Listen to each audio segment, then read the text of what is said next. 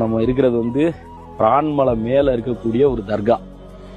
அது இதோட பேர் வந்து ஏதோ ஒரு அவுலியான்னு சொல்லி போட்டுருந்துச்சு, பேர் தெரியல. சூப்பரா இருக்குங்க, ரொம்ப அருமையா, எனக்கு ரொம்ப பிடிச்சிருக்குண்ணா.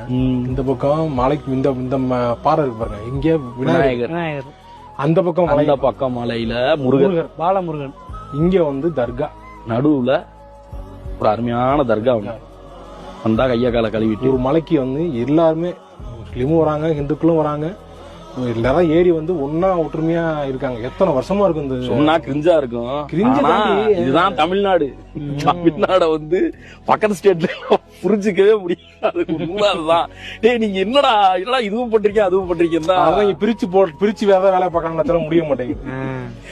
வாங்க போ, பிரிக்கவும் முடியாது, இதை புரியவும் முடியாது, புரிஞ்சுக்கவும் முடியாது.